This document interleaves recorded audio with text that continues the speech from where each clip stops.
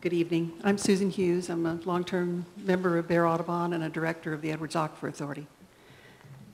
I'd like to introduce to you, or to the discussion tonight, the concept of natural resource carrying capacity, and ask you if you believe in the concept as it applies to growth in San Antonio.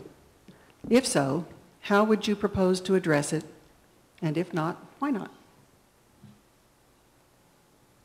Thank you.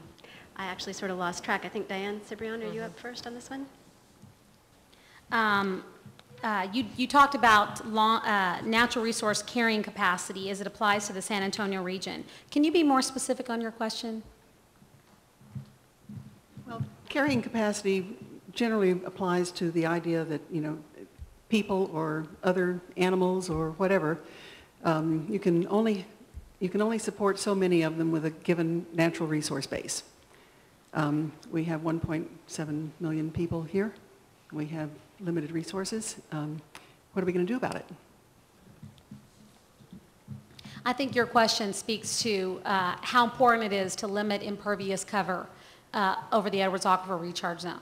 And I wanted to make sure that you were referring to that and not another part of the important need to protect our natural resources. And I have been an advocate for ensuring that impervious cover limits were not excessive. I talked about working earlier with the Aquifer Guardians and able to do so. Just recently I had a developer applicant that wanted to move forward zoning. I had them work directly with the Greater Edwards Aquifer Alliance and AGWA to form a signed agreement before we would move forward on developing over the Edwards Aquifer recharge zone. It's a very serious long-term issue for the city of San Antonio.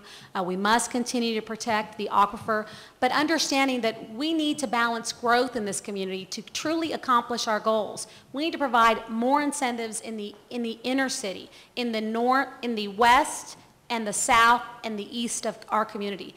When we balanced growth in this community, we will solve a number of different, very significant issues that we're facing. I will tell you, our roads are over capacity, our schools are burdened with the massive development in the north side. The north side is ready to see the rest of the city grow. Yeah, well, I'm glad that Councilwoman Cibrian got that question first. I was going to feel like the kid in the spelling bee that asked for the definition. I have not heard the term used, but the idea as you explain it, yes, I agree with.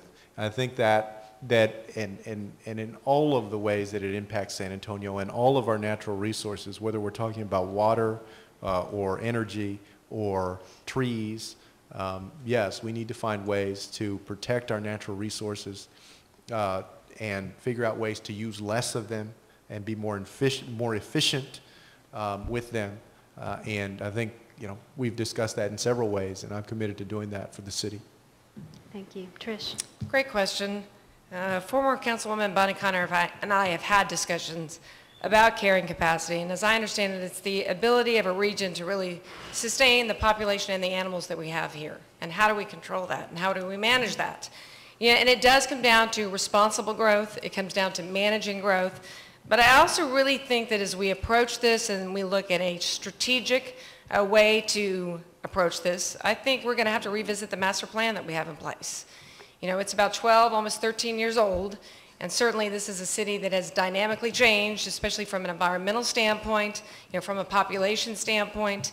I've had conversations with former Mayor Howard Peak, who drove the first process, and we need to convene more people, including the environmental community at the table, as we strike the balance between the environmental community and the development community. And how do we move ahead in the next 10 or 15 years? And I think it's going to take another examination of the master plan that we have in place.